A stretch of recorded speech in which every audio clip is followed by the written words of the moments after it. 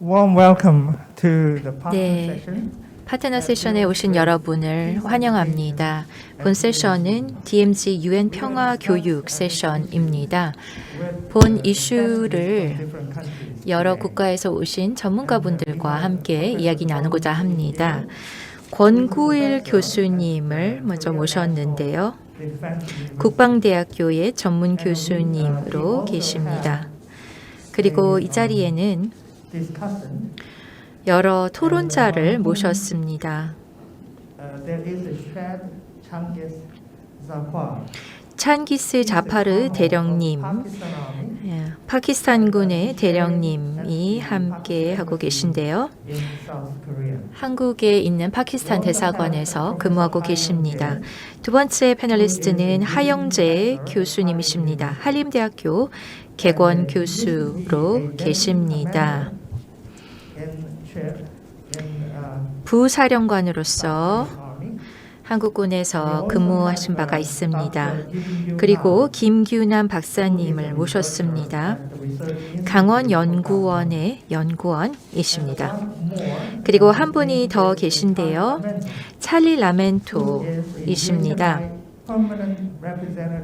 제네바 리더십 공공정책연구소 소장이시고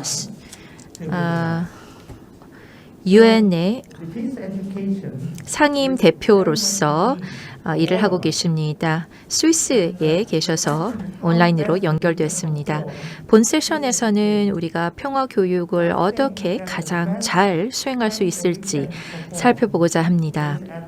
평화 교육은 아무래도 전쟁 지역에서, 분쟁 지역에서 진행을 하는 것이 가장 효과적이지 않을까라는 생각이 듭니다. 이런 곳에서 평화 교육이 가장 필요하기 때문입니다.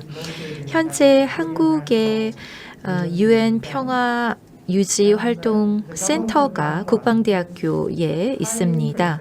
강원도 정부에서는 이 PKO 센터를 강원도 내의 DMZ 지역에 유치하려고 하고 있습니다.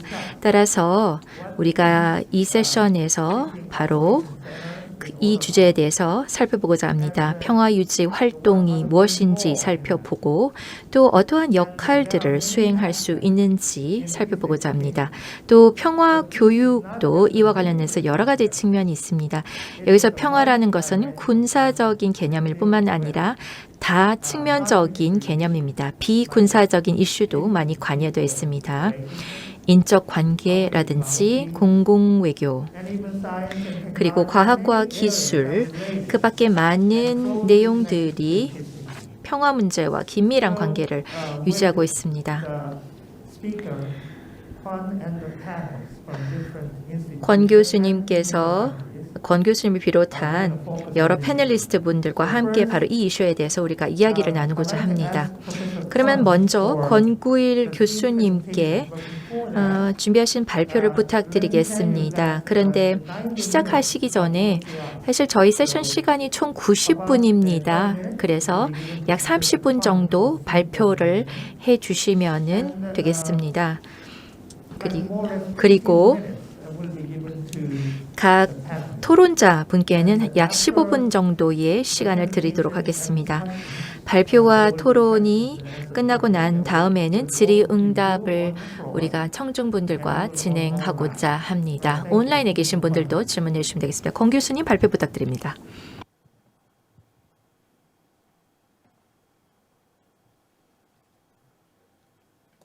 안녕하십니까. 국방대학교 국제평화활동센터에 근무 중인 전문고수 권구일입니다.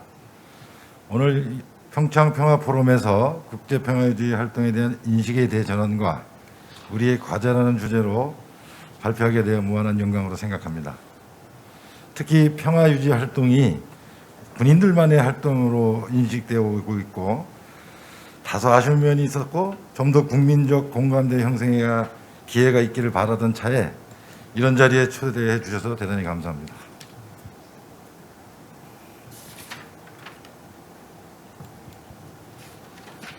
이를 위해 지금까지 우리 해외 파병 역사를 통해 국제평화주의 활동을 조명해보고 앞으로 어떠한 방향으로 국제평화 유지 활동을 추진해야 할 것인가에 대해 미래지향적 방향을 제시하려고 합니다.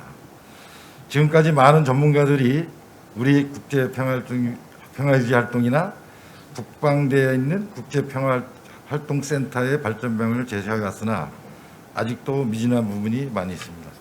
따라서 국가급 국제평화활동센터의 설립을 주제로 단편적인 군의 관점을 벗어나 국가적 차원에서 국제평화 유지 활동에 대한 정부의 정책과 전략을 제시하고 대한민국 군인들의 파병 전 교육을 실시하는 교육기관이라는 관점에서 벗어나 패러다임의 대전환과 국가급 국제평화활동센터의 비전과 목표, 역할과 기능을 제시하며 PKO가 한반도 평화 프로세스에 어떻게 기여하고 대한민국이 향후 30년 국제사회에 기여하기 위해 국가급 국제평화활동센터 추진 방안을 제시하고자 합니다.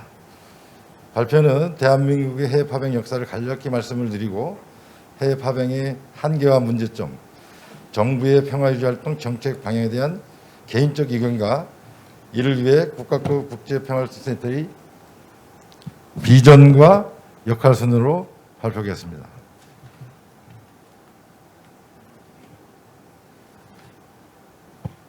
대한민국의 해외 파병 역사에 대해서 간략히 알아보도록 하겠습니다. 대한민국의 해외 파병 역사를 간략하게 알아보기 전에 작년도에 대한민국이 서울에서 아시아 국가로는 최초로 유엔 평화유지 장관회의를 개최하였습니다. 이 회의에서 정영 외교부 장관은 기술 분야와 의료 분야에서 국제평화유지 활동에 기여하기 위한 서울 이니셔티브를 발표했습니다. 우리의 우수한 기술력을 바탕으로 기술, 의료, 자산, 훈련, 여성 등의 분야에서 회원국 간 파트너십을 구축하고 유엔 임무단의 여건 개선과 역량 강화에 기여하며 우리가 유엔 평화 유지 활동에서 선도적 역할을 수행하겠다는 강한 의지를 표현한 것입니다. 특히 작년은 우리가 유엔에 가입한 지 30주 전이 되는 뜻깊은 해였으며 따라서 지금까지의 우리의 국제평화주의 활동을 조명해보고 향후 어떻게 추진할 것인가의 방향을 설정하는 전환점이 되는 해이기도 하였습니다. 특히 한반도 평화 정착과 국제평화주의 활동을 위한 미래지향적 추진이 절대적으로 필요한 시점이라고 생각합니다. 우리는 91년 남북한이 동시에 유엔에 가입한 이래 유엔 정규 분담률 11위, PKO 분담률 전체 10위 수준으로 우리 국제사회 위상에 맞는 기여를 하고 있으며 유엔 가입 이후 현재 129명이 유엔 사무국에 근무하고 있습니다. 또한 21년 7월 기준으로 유엔 평화주의 활동은 5개 임무단에 개인 및 부대 단위로 569명이 참여 중에 있으며 유엔 임무 이외에 다국적군, 국방협력 분야를 포함한다면 1,019명이 현재 참여 중에 있습니다.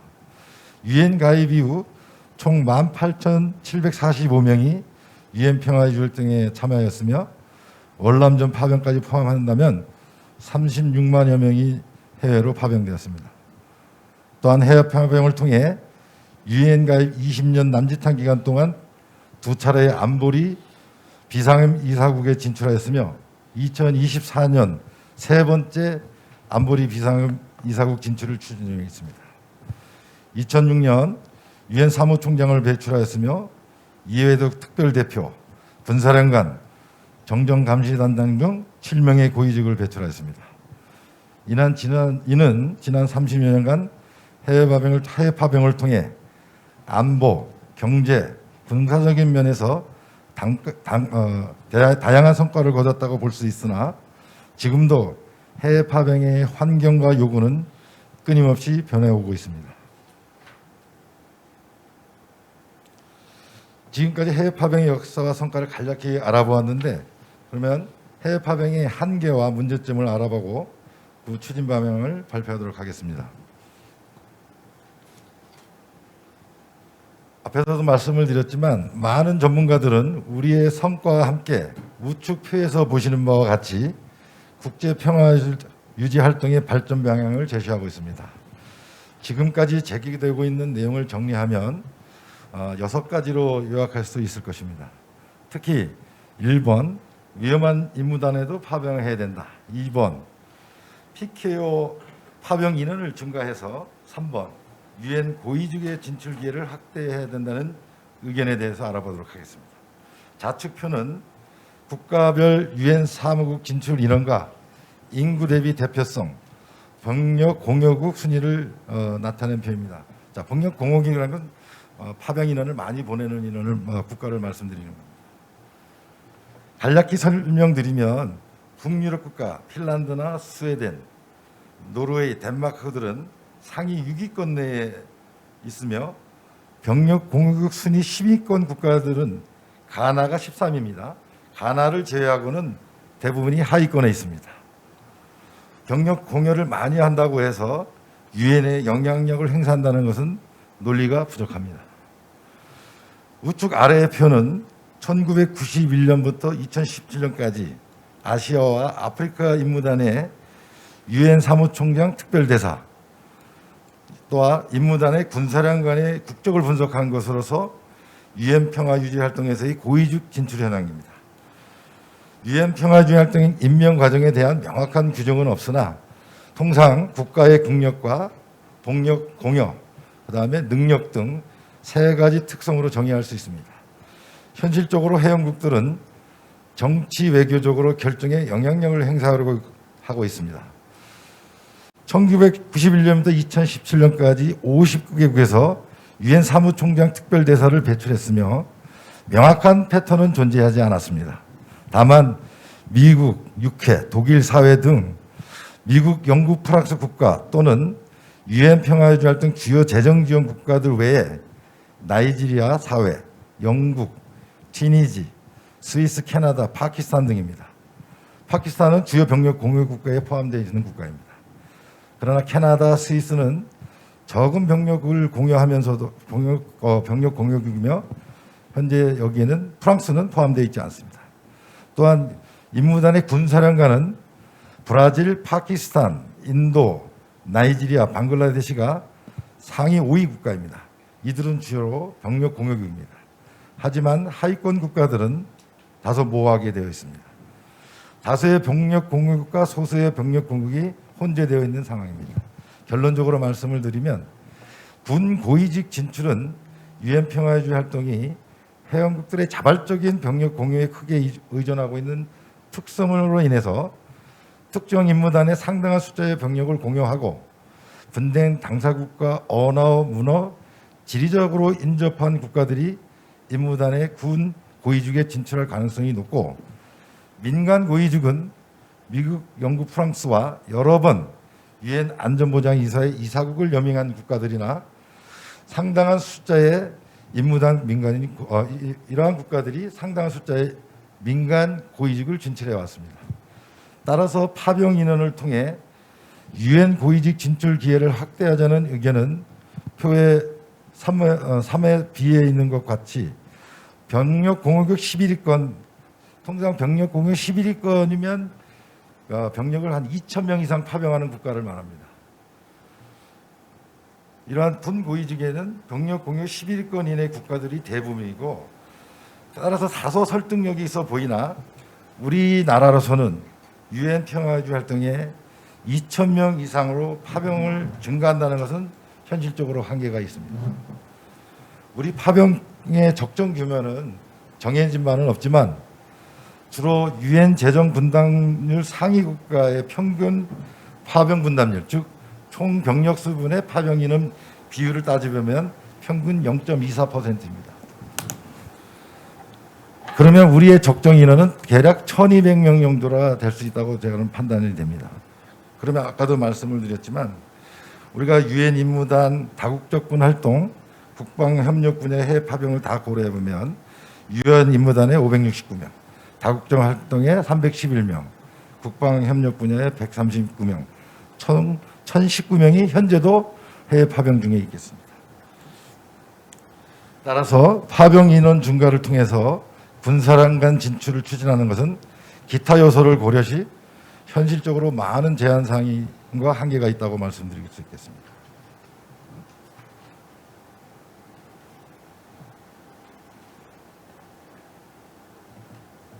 자, 좀 좌측표에 보시는 것은 일반 국민들은 한국군의 국제평화유지 활동에 대해 대체로 긍정적인 의견을 가지고 있습니다. 이는 국제평화유지 활동을 통해 국가의 위상을 증진하고 국가이익 창출과 인도적 차원에서 해외 파병이 필요하다는 의견이 다수입니다. 하지만 향후 한국군의 해외 파병 평화유지 활동 참여에서 확대보다는 현 수준을 유지해야 된다는 의견이 60.1%이고 안전한 지역으로 파병해야 된다는 가 46.5%. 일단 파병 후에 상황이 악화되면 철수해야 된다가 25.2%. 총 71.7%가 위험한 지역의 파병에 대해서는 다소 부정적 시간을 가지고 있습니다. 자, 따라서 우리 국민들은 해외 파병에는 긍정적이고 필요성에는 공감하고 있으나 위험 지역 파병에 대해서는 아직 부정적인 시각을 가지고 있음을 보여줍니다. 요약하면 주요 강대국들은 꼭 최상의 고위직이 아니더라도 임무의 차위직이나 영향력 있는 직을 배출하여 보이지 않게 영향력을 행사하거나 국제기구의 활동에 전문가 지원, 컨퍼런스 주최 등의 활동을 통해서 차기 임명의 요구 기반을 쌓고 전반적인 영향력을 행사하기도 합니다. 개발도상국들이 어렵고 위험을 감수하고라도 국제사회에서 영향력 행사를 위해 많은 병력을 공유하여 임무단 리더십을 요구하지만 강대국들은 외교적, 제도적으로 기타 수단을 통해 영향력을 행사하려고 한다는 그런 의견도 있습니다. 자, 우측 그림에 보시는 것이 한국은 2021년 2월 브랜드 파이낸스에서 발표한 국가별 소프트 파워 순위에서 11위를 차지했습니다. 조셉 나이 미 하버드대 석좌 교수는 한국의 소프트 파워가 전 세계를 사로잡고 있다며 앞으로 국제 정치에 미칠 영향에 대해 이같이 전망했습니다. 따라서 우리는 글로벌 이슈에 대해 지속성을 갖고 국가 차원의 국제기구 진출 기회를 확대하고 국제평화유지 활동에서 선도적 역할을 하기 위한 평화유지 활동 교육훈련 혁신, 참여 인력 다양화, 국내외 교류 협력 증대, 국제 및 유엔기구 파트너십 구축을 통해 구축통을 이루어야 하며 이를 위해서 유엔 평화유지 활동에 대한 패러다임의 대전환과 현재 국방대학교에 있는 국제평화활동센터의 임무와 역할, 조직을 보강하여 국가급 국제평화활동센터의 설립이 필요한 시점이 되겠습니다. 자, 그러면 앞에서 제기한 서울 유엔 평화유지 장관회의에서 제시한 공약을 바탕으로 앞으로 대한민국이 어떻게 유엔 평화유지 활동을 수행해야 하며 터키 전문가들이 제시했던 내용 중에 국가급 피스케이 센터 운영 및 전문 인력 양성, 민경의 참여 확대, 3국 파트너십 구축 방안을 통해서 국가급 국제평화활동센터의 설립을 주제로 아까도 말씀드렸던 단편적인 군의 관점을 벗어나 국가적 차원에서 국제평화유지 활동에 대한 정부 정책과 전략, 중장기적으로 어떻게 정책적인 노력을 기울여야 할 것인가에 대한 방안을 제시하고자 합니다. 향후 정부의 주요 정책 방향으로 유엔 평화 유지 활동에서 추격자가 아닌 선도자 역할을 해야 되며 평화 유지 활동에 대한 국제 틈새 전략과 K-피스 국가 브랜드 전략, 평화로 특화된 유엔 및 국제기구 전략적 유치를 에 대한 방안을 제시하고자 합니다. 유엔 평화 유지 활동은 국제 평화 안보 유지를 위해 가장 효과적인 도구이며 유엔 평화 유지 임무단은 점점 복잡하고 끊임없이 변화하고 있으며 고위험의 작전 환경에서 임무를 수행하고 있습니다.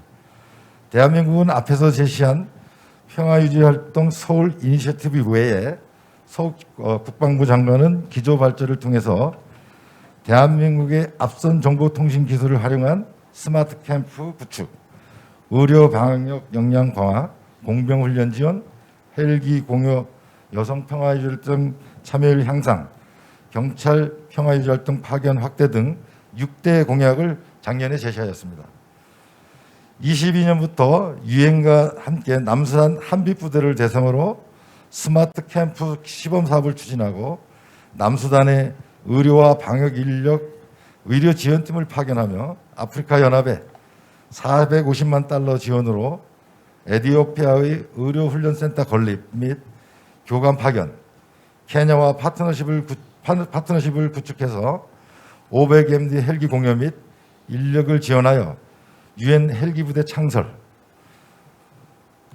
유엔 여군 교육 과정 유치, 경찰 인력 및 유엔 본부 사이버 인력 추가 파견, 100만 달러 규모의 평화 유지 활동 신탁 기금 배정 등을 발제하면서 이러한 공약을 충실히 이행하여 평화 유지 활동에서 선도적 역할을 수행할 것이라고 했습니다.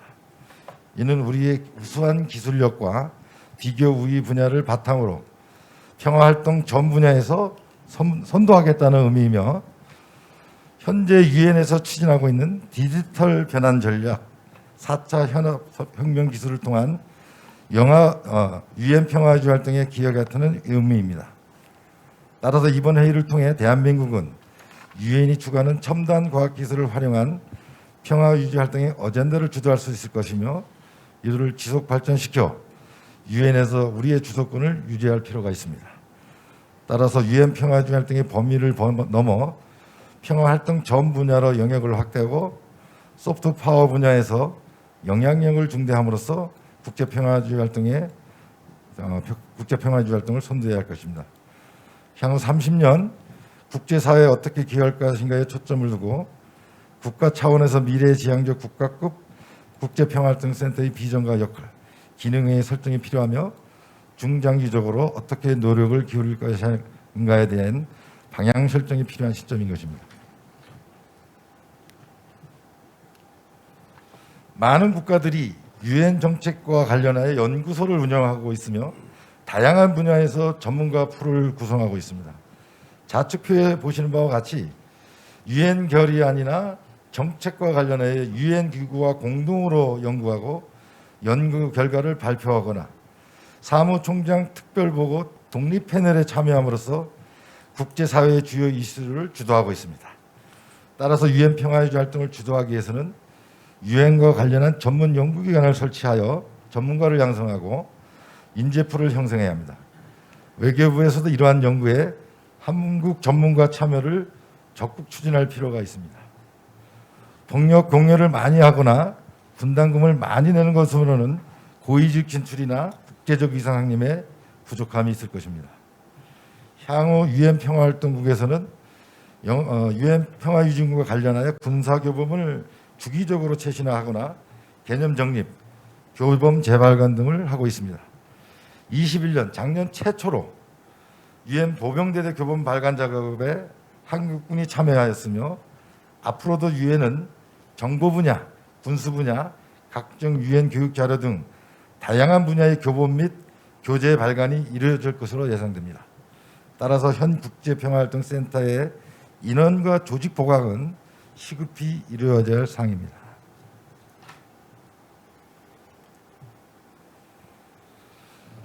평화유지 활동은 유엔의 분쟁 관리 수단에서 오래된 역사를 통해 변화해 왔습니다.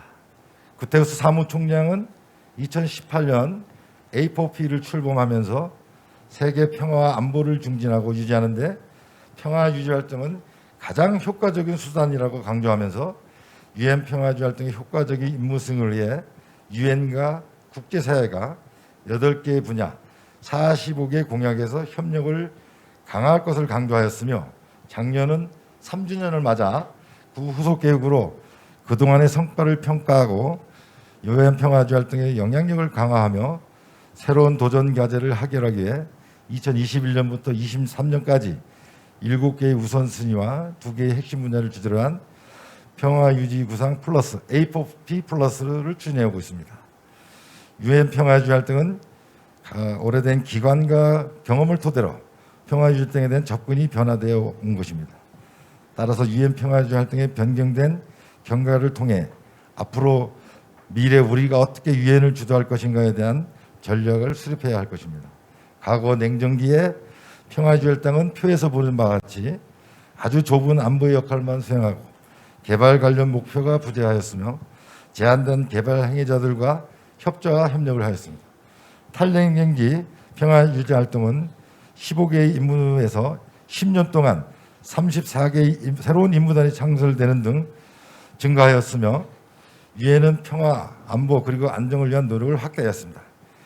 이러한 임무의 증가는 임무단의 위임 명령의 확장과 일치하게 되어 정전감시 위주의 전통적인 임무에서 발전과 관련된 선거감시단 구성, 선거감시, 인권 증진 및 보호, 인도적 지원, 무장해제, 동원해제 및 재통합, 경찰 훈련 등의 과업들이 더 넓게 반영되었습니다.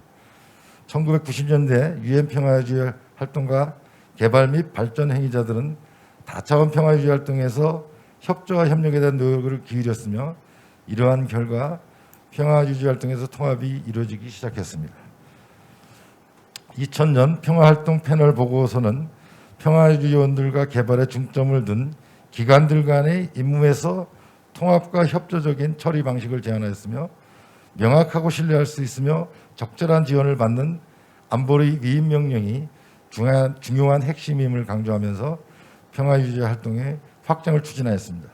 자, 새천년기에 들어 유엔 평화유지 활동은 개발 목표들이 평화유지 활동 위임 명령에 통합되고 확장되었으며 취약한 국가의 국가 능력 구축 지원, 다른 개발 관련 국제기구 및 유엔 기구를 통합시켰습니다.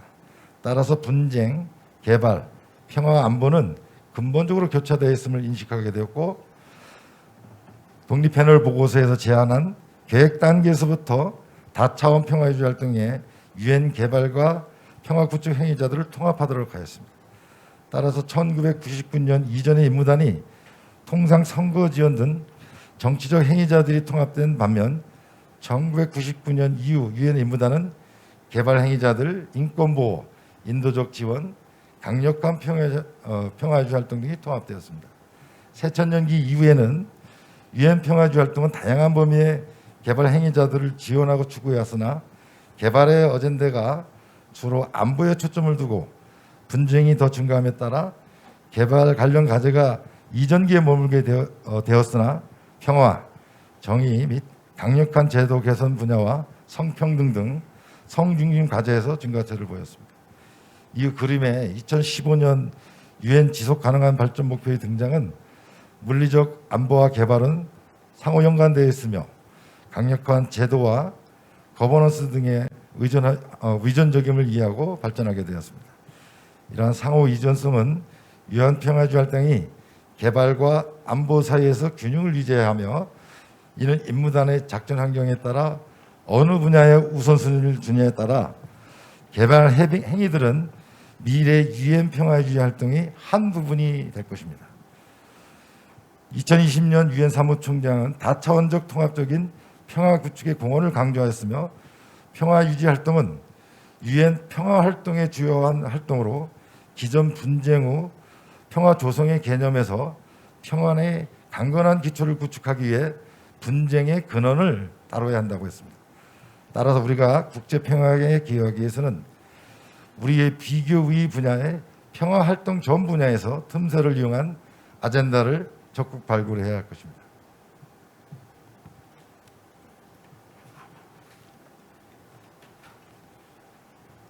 다음은 KPS 국가 브랜드 전략입니다. 대한민국은 과거 식민지 6.25 전쟁 후 빈국이었던 희망이 없고 원조를 받던 국가에서 다른 나라를 원조해주는 세계 유일의 국가이며 국제사회로부터 K영화, 드라마, 방역, K-팝 등 찬란한 문화유산과 한류 문화를 확산하고 있습니다. 이제는 국제사회의 역할과 책임을 요구받고 있으며 또한 우리도 국제사회의 다양한 분야에 기여할 위치가 되었습니다. KPS는 한반도의 과거 아픈 역사와 고통을 극복하고 선진국으로 도약한 경험과 한반도 평화 프로세스를 통해 평화를 정착하기 위한 현재의 노력, 제고된 국가 이상에 걸맞게 미래 국제사회에 대한 기여와 선도하는 국가로서 또 하나의 세계가 주목할 만한 국가 브랜드가 아닌가 생각합니다. 따라서 KPS를 국가 브랜드화하여 정치, 경제, 문화, 군사, 사회 등 다양한 분야에서 평화를 상징하는 국가로서의 전략을 추진해야 할 것입니다. 국제평화활동의 적극적인 참여와 기여는 가장 좋은 국가 이미지 전략이 될 것이며 국제 활동, 평화 활동에 국가를 상징할 수 있는 조직과 국제 협력 및 국내 통합 시스템을 갖춰야 할 것입니다.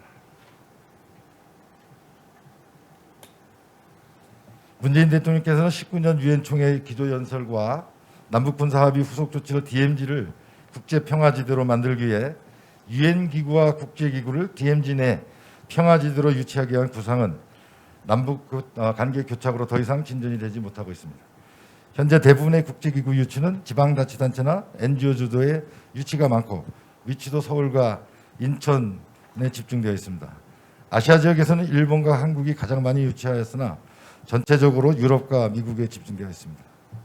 정부는 2022년 업무보고에서 중단 없는 한반도 평화 프로세스를 추진할 것을 밝혔습니다. 따라서 국가 차원의 중장기 전략을 수립하여 유치 대상을 탐색하고 가능성을 타진하며 해당 기구의 적극적인 자발적 분담금을 납부 및 증액하거나 해당 기구와의 접촉 유지를 위해 해당 기구 주관 국제회의, 포럼에 적극 참여하고 관련 분야 정책 연구 및 발표, 세미나 시 발제, 국제회의 시 우리의 의지 표명 등 범정부 차원에서 전략적 접근을 해야 할 것입니다. DMZ는 한반도의 과거와 현재, 미래가 공존하는 지역으로 멸종위기 등 동식물 자연 생태계의 보고이고 남북 교류 협력을 통한 동북아의 번영과 평화의 상징이며 국제 평화 활동의 미래 비전입니다. 이러한 상징성은 국제기구의 많은 매력과 관심을 유도할 수 있는 긍정적인 효과가 있으며 다른 국가나 도시와 유치할 기구를 차별화한다면 유치의 설득력이 있을 것입니다. 그러나 국제기구를 유치하기에는 막대한 노력과 자본이 필요하며 국제기구들이 입주하기 위해서는 국제적 접근성과 주거, 편의, 안전, 복지, 문화, 교통, 교육시설 등 사회적 인프라 구성에서 국가에서 제공하는 인센티브, 정부와의 업무 효율성, 법적, 제도적 지원 등이 필요합니다. 따라서 도시의 성격에 맞게 국가 균형 발전과 국제 브랜드로서의 가치, 국제국의 업무 효율성을 고려할 때 정부기관을 일부 이전하는 방법도 있을 것입니다. 따라서 DMZ 국제평화지대는 이러한 전반적인 인프라가 전혀 없으며 오히려 경쟁적인 유치는 자연 환경을 파괴하고 이미지를 손상시킬 우려가 있습니다. 단편적으로 몇 개의 국제기구를 유치한다고 해서 한다면 비용에 비해 국가 브랜드 발전과 지역 국제화 효과는 미미할 것입니다. 따라서 본인은 국가 차원에서 한반도의 과거, 현재, 미래가 공존하는 DMZ 비무장지대 친환경 평화 복합단지를 건설하고 그런과 같이 정부기관, 국제기구, 연구 및 교육기관, 국제사업 및 서비스업, 국가급 국제평화활동센터, 평화, 테마, 문화공원, 안보 생태관광 등 자연과 평화의 브랜드에 맞는 평화복합단지 조성을 제안합니다. 다음은 DMZ 국제평화지대에서 국가급 국제평화활동센터의 비전과 역할을 알아보겠습니다.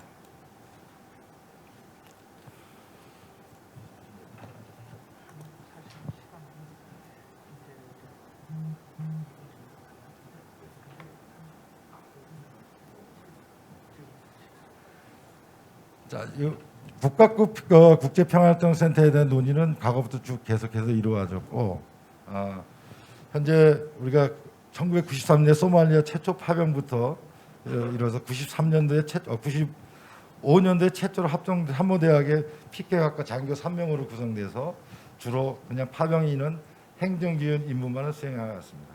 이후에 98년도에 피케학처로 개칭되면서 6명으로 증가되었고 이후에 05년까지 7개의 임무단의 파병 증가가 이루어지면서 국가급 PKU 센터 건립에 대한 논의가 활발하게 이루어졌고 또 이러한 국가급 PKU 센터 설립은 정부 정책과도 연관돼서 노무현 정권 때 국방개혁 2020, 그다음에 이명박 정권 때 국정과제 192개, 그다음에 박근혜 정권 때 140개 국정과제 이렇게 쭉 이렇게 이어져 왔었습니다.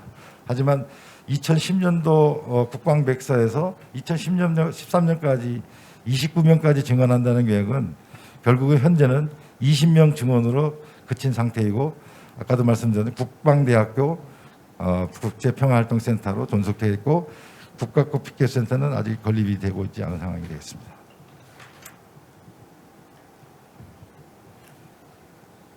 따라서 국제학부 PK센터는 DMZ 평화지대로 이전해서 UN PK 미래를 선도하고 KPS 국가 브랜드 전략에 기하며 특화된 교육과 국내외 교류 협력의 중추기관이 되어야 되고 남북 협력 등 다양한 활동이 가능한 국제 수준의 센터가 되어야 되겠다 하는 생각입니다.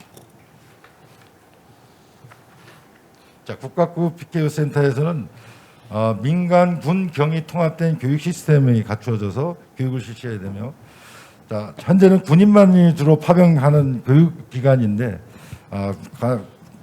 관, 경, 민이 다 포함되어야 되겠다. 그러한 파병 사례는 우리가 아프가니스탄 재건 임무 때 통합된 임무 편성의 사례가 있고, 일본이 캄보디아 임무단에서 이렇게 편성해서 유엔 임무를 수행한 사례가 있습니다. 또한 이 PKO 예산은 현재 국방비로 부담하기에는 너무나 큰 재정적 예산이 있기 때문에 우리가 추구하고 있는 오다 예산이 PKO 예산이 반영이 돼야 됐다. 특히 일본 같은 경우는 오다 예산이 PK와 연계돼서 반영이 되고 있기 때문에 이러한 민간 군경이 통합해서 참여하기 위해서는 예산은 오다 예산에도 충분히 반영이 PK와 연계해서 반영이 될 필요가 있겠다 그렇게 생각합니다.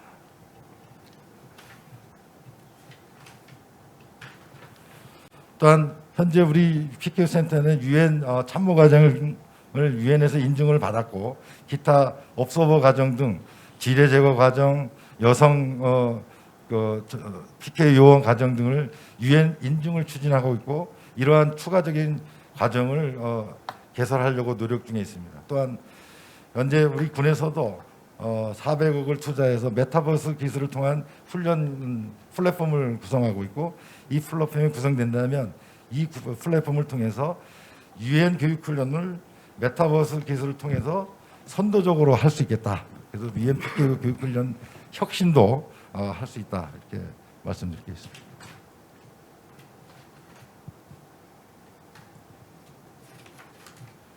자, 요새 최근에 유엔에서의 어젠다는 청년과 평화 안보가 주요 어젠다가 되겠습니다. 그래서 국가학부 PK 센터에서는 유엔 고위직 진진 아까 우리가 사무직에 129명이 근무하고 있다고 했지만 전체 사무직 직원이 36,000명에서 129명은 아주 작은 포션입니다. 그래서 우리 청년들이 여러분들이 보는 우측표가 지금 외교부에서 우리 청년들이 유엔이나 이런 데 진출할 수 있는 그러한 루트가 되겠습니다.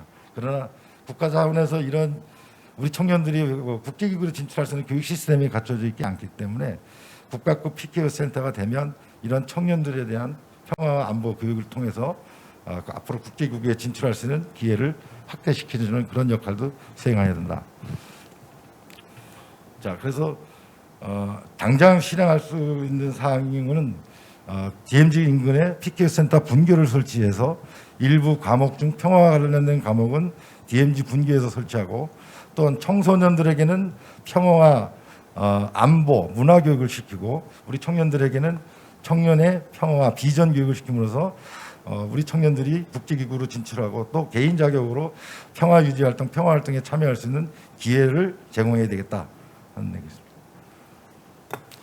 그다음에 우리 아까도 말씀을 드렸지만 이런 PK와 국가의 정책을 선도하고 또한 국제사회에서 이 UN PK를 주도하기 위해서는 연구 기능과 정책 개발 기능이 있어야 되겠다. 그래서 국제평화연구소를 설치해서 이런 유엔의 다양한 활동에 대한 연구를 하고 또 유엔과 적극적으로 참여하는 그런 기능과 역할을 수행해야 되겠다.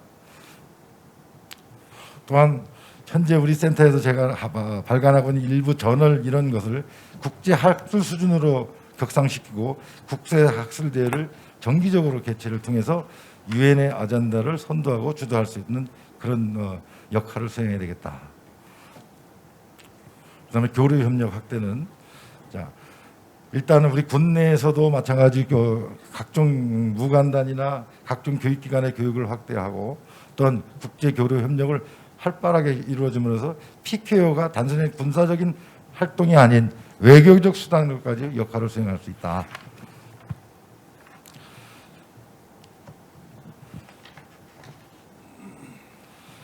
자, 이제 남북 간의 협력 분야는 남북 간의 협력 분야 여러분들 표에서 좌측 표에서 보시면 북한에 대한 인도적 지원이 어떨 때는 줄어들었고 어떨 때는 상당히 늘어났던 케이스가 있습니다. 그것이 북한의 어떤 긍정적인 이미지가 있을 때는 국제적인 인도적 지원이 증가했고 또 부정적인 이미지가 있을 때는 인도적 지원이 감소했던 편입니다. 따라서 북한이 같이 남북한이 공동으로 PK에 참여한다면 분명히 국제사회에서 긍정적인 이미지를 발휘할 것이고 그것이 또 북한의 인도적 지원으로 연결할 수 있을 것입니다. 그래서 남북한이 PK에 참여하는 방법은 여러분들 보면 우측표에서 제시된 것처럼 단계적으로 실시하고 북한의 개인 파병부터 부대 파병, 전투 군무 지원 부대부터 전투 부대 순으로 이런 식으로 다 단계화시켜서 북한의 파병 UN PKO 활동을 지원할 수 있는 방법. 또한 북한이 인원과 교육과 장비를 우리가 지원하고 북한은 병력을 지원하는 이런 삼각 파트너십에 의해서 북한이 국제평화유지 활동에 참여할 수 있는 그런 기반도 만들 수 있다. 그래서 밑에 사례는 인도 파키스탄이 지금 현재 UN 평화유지 활동에 참여하고 있는 콩고 민주공화국과 사우스 수단, 남수단의 사례인데 그것은 우리 무관님께서 더 구체적으로 여러분께 설명드리겠습니다. 또 군사적인 분야가 아니라 다양한 분야에서 아까 말씀드렸던 민간군경 통합 교육 시스템을 통해서 북한의 인도적 지원 사항이 발생했을 때 또는 감염병이라든가 자연 재난이 발생했을 때도 충분히 남북한의 지원 그런 모델이 될 수 있다. 또한 이제 국제기구 유치를 위해서는 이렇게 단계적으로 전략적으로 접근을 해야 됩니다. 여러분 우측 그림에 빨간 표 밑에 있는 것은 남북한이 공동으로 가지고 있는 유엔의 그 국제기구이고 또한 우측에 보시면 이제 남북한이 협력 외교 관계를 갖고 있는 국가부터 설득을 하고 또한 정부 간의 기구 또 유엔 기구들을 이 DMZ 평화지대에 유치함으로써 유엔을 상징하고 유엔을 통해서 남북 교류 협력을 이루어지는 게 좋겠다. 이런 말씀을 드리고 특히 이제 유엔 지뢰라든가 유엔 우먼 그다음에 WFP 세계 식량 기구의 어떤 물류센터 이런 것들이 충분히 DMZ의 유치가 가능한 그런 조직이 되겠습니다. 그래서 이러한 조직들을 이런 기구들을 탐색하고 전략을 수립해서 접촉하고 그 조직을 조직의 활동에 참여함으로써 이러한 국제기구들을 우리 국제평화지대에 유치하는 전략적 접근이 필요하다는 말씀드립니다. 자, 이상으로 발표를 마치겠습니다. Okay. Thank you very much for this exciting presentation. 네, 아주 훌륭한 발표 감사드립니다. 중요한 이슈들을 다 포괄해서 말씀을 해주셨는데요. 먼저 한국이 창의적인 방향으로 선도해야 된다. UN 평화유지 활동에 있어서 선도해야 되고 또한 K-브랜드, K-피스 브랜드를 개발해야 된다라고 말씀해 주셨습니다. 우리 모두 K-팝, 한류, K-패션, K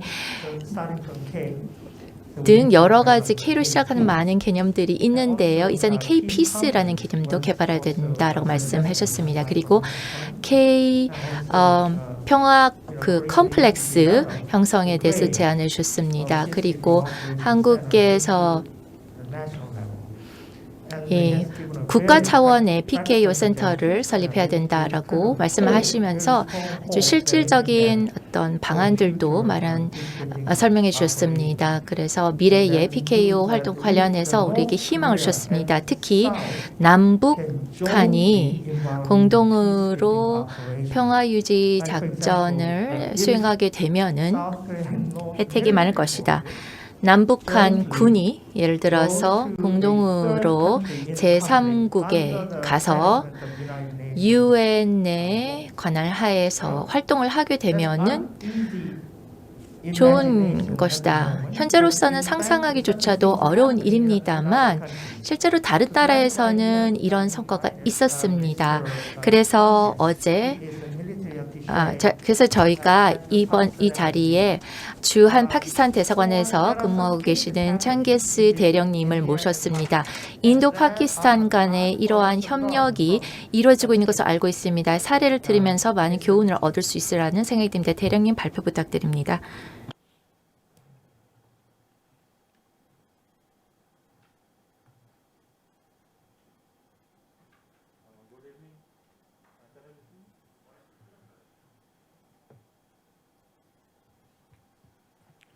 Good evening. 네, 여러분 안녕하십니까?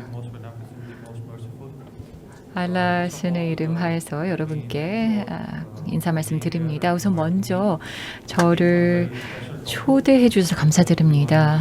이런 특별한 주제에 대해서, 특히나 평화와 관련된 주제에 대해서 이야기할 수 있는 기회를 주셔서 감사합니다. 우리 모두가 관심을 갖고 있는 주제이죠.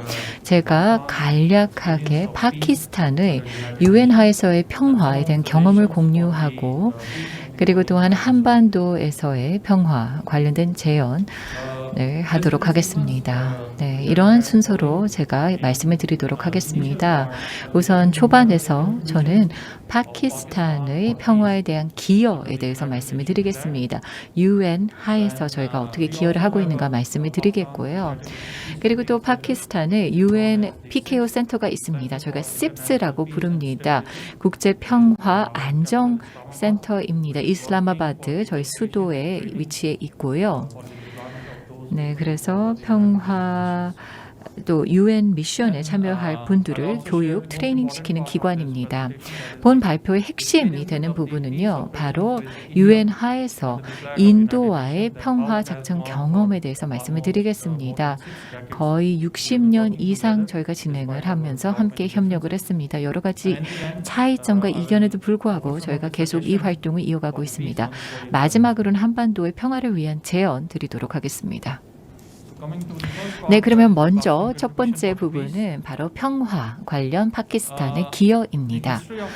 네, 그래서 저희 평화의 역사를 살펴보면은요, 1947년에 설립된 이후로 파키스탄은 국제사회 책임 있는 일원으로서 중요한 역할을 해왔습니다. 파키스탄의 평화유지군은 상당히 중요한 역할을 평화유지 작전에서 맡아왔습니다. 여러 지역에서 참여를 했습니다. 어려운 지역에서도 참여를 했고요.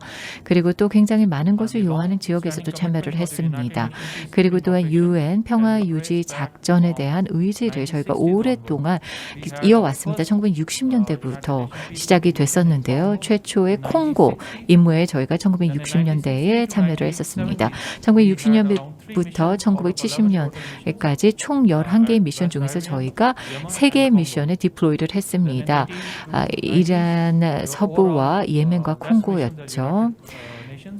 그리고 저희가 6개의 미션 중에서 이거 80년대부터 90년까지는 6개 중에 하나에 참여를 했습니다. 90년부터 99년까지 저희가 전 세계에 참여를 했습니다. 30개 미션 중에서 21개 임무단에 저희가 참여를 했었습니다. 2000년부터 2020년까지는 18개의 임무 중에 12개의 임무에 저희가 참여를 했었습니다. 그리고 가장 많은 군을 보내기도 했습니다. 그리고 2021년 이후부터는 12개의 임무 중에서 저희가 8개의 임무에 참여를 해서 파병을 했습니다. 콩고와 남수단, 말리 등에 참여를 했었습니다. 그뿐만 아니라 저희가 옵서버 그리고 스태프 오피서까지도 저희가 보내고 있습니다. 지금까지 저희가 어떻게 기여를 했고 또 유엔의 평화 유지에 어떻게 참여를 했는가에 대한 역사를 개괄적으로 말씀을 드리겠습니다. 지금 보시면은요, 저희가 파병을 했었던 지역을 보여드리고 있습니다. 1960년대부터의 파병 상황인데요. 파란색으로 되어 있는 부분들을 보시면은 이 파란색은 바로 지금 현재 저희가 파병을 한 지역입니다. 콩고도 있고요. 그리고 남수단도 있습니다. 말리, 그리고 또 중앙아프리카 공화국에도 저희가 파병을 했습니다. 현재 저희 군이 파병되어 있는 곳입니다. 네, 6개의 전 세계 임무 중에서 저희가 219명을 파병을 했어요. 21만 9천 명을 저희가 파병을 했습니다. 그래서 저희가 지난 18년 동안에 저희가 계속해서 탑3 안에 들고 있습니다. 그리고 162명의 목숨을 희생을 했습니다. 네, 앞서서도 교수님께서 말씀을 하셨는데요. 정말 글로벌 평화를 위해서 목숨을 바친 분들이 있다고 하는데 파키스탄에서도 역시 마찬가지입니다. 네, 단순히 저희가 군을 기여를 하는 것이 아니라 특화되어 있는 분들을 역량, 무기 차원에서 특화되어 있는 전문 인력을 보내고 있는 것입니다. 그래서 저희가 공병 부대도 보냈고요. 그리고 또한 보병 부대도 보냈고 또 물류, 로지스틱 등등 군수품도 보내고 있고 총체적으로 저희가 포괄적으로 지원을 하고 있고 이 슬라이드에 그 내용이 모두 다 담겨져 있습니다. 지금 현재 파병 상황 제가 말씀을 드렸듯이 여기에 나와 있는데요. 12개의 미션 중에서 8개의 미션이 참여를 하고 있고 4,000명이 넘게 참여를 하고 있습니다. 전체 글로벌 피스키퍼 중에 5.9%를 차지하는 것입니다. 그래서 보병과 그리고 또한 공병 부대, 항공 등등이 참여를 하고 있습니다. 의병도 또한 의료진도 참여를 하고 있습니다. 또 흰색으로 되어 있는 부분은 스태프 오피서와 밀리터리 오피서만 참여를 하고 있는데요. 검정색으로 되어 있는 부분은 여러 다양한 군을 저희가 파병한 것을 보여주고 있습니다. 네, 그러면은 다음 중요한 부분 설명해 드리도록 하겠습니다. 앞서서 말씀을 드렸듯이 파키스탄에는 평화 유지 센터가 있죠. 저희가 CIPS라고 부릅니다. 국제 평화 안정 센터로서 저희 수도인 이슬라마바드에 위치해 있습니다. CIPS의 역사를 살펴보겠습니다. CIPS는 한국과도 연관성이 있습니다. CIPS는 2013년 8월 13일에 유엔 반기문 사무총장에 의해서 이제 그 개소를 가 진행이 되었었습니다. 파키스탄의 노고를 인정을 해주셨죠. 그러면서 이렇게 말씀을 하셨습니다. 오늘 굉장한 자신감을 느낄 수가 있습니다. 그러나 동시에 저희는 또 감사한 마음을 표합니다.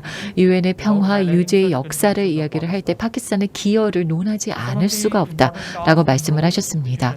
그래서 지금 여기 보시면은요 여러 가지 중요한 임무를 맡은 것을 볼 수가 있습니다. 그래서 8년이라는 짧은 기간 동안에 굉장히 중요한 기관으로서 자리를 매김하게 되었습니다. 평화 유지와 관련된 교육을 제공을 하고 있고요. 그리고 또 목적 중심의 피스키핑 트레이닝을 제공을 합니다. 컨틴전 사령관들 또 군사 옵서버들, 스태프 오피서들에게 트레이닝을 제공을 하고 있고요. 그리고 또한 평화 관련된 개념적인 트레이닝과 연구를 담당을 하고 있기도 합니다. 앞서서 교수님께서도 이 PKO 센터에 대해서 말씀을 해주셨는데요. 저희가 지난 8년 동안 파키스탄에서 이와 같은 센터를 운영을 해왔습니다.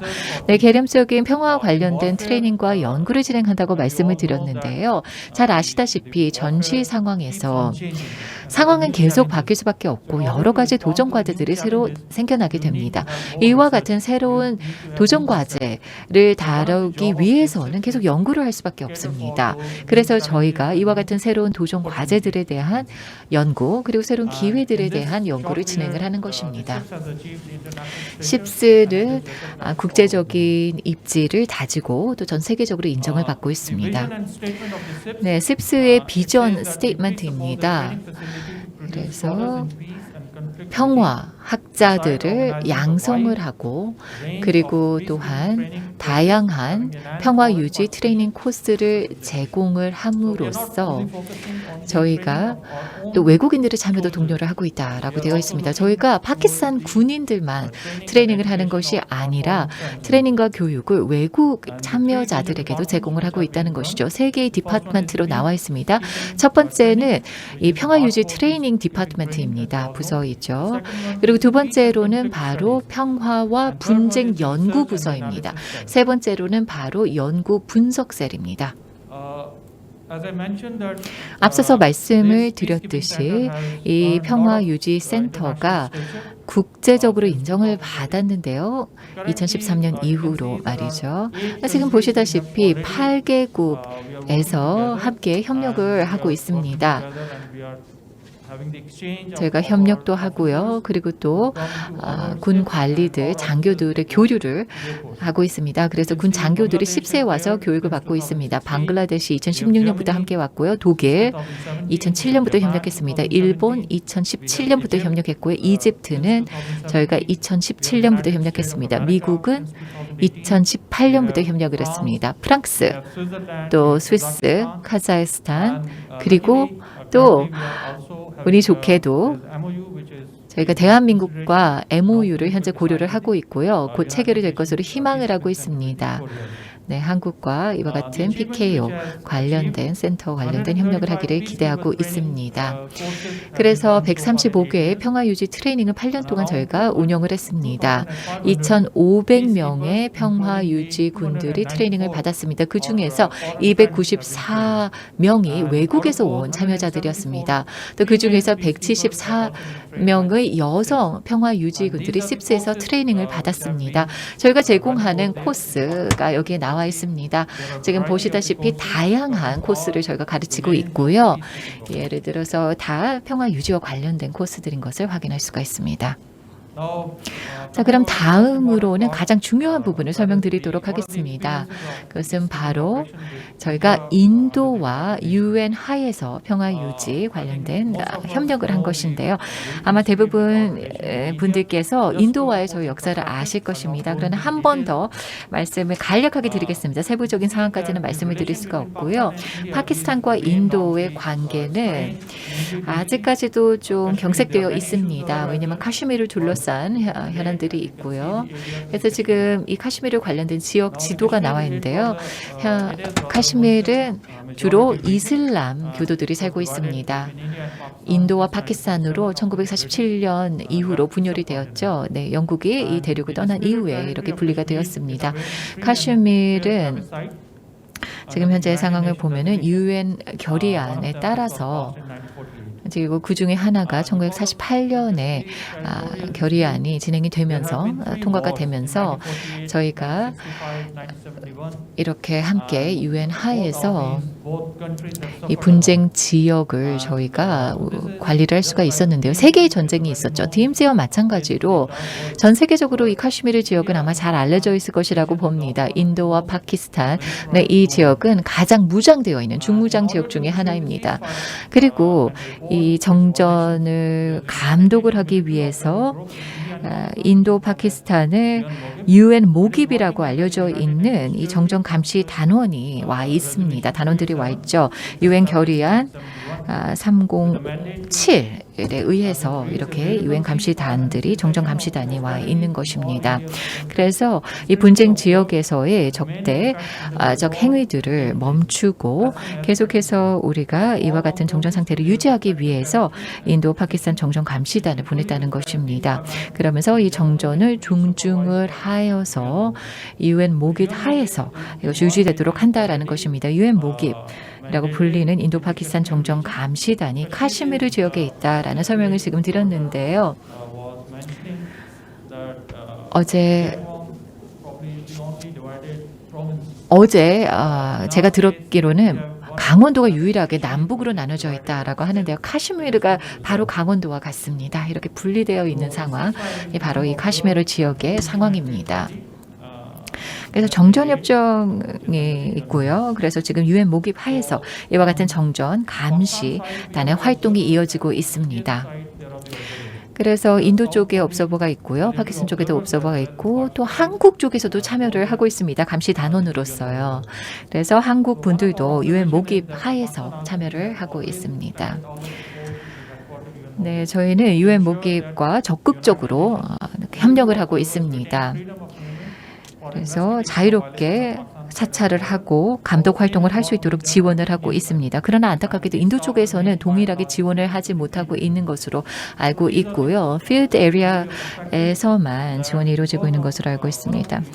그래서 카슈미르에 이러한 이슈들이 있다라는 말씀을 드렸습니다. 그런데 UN에서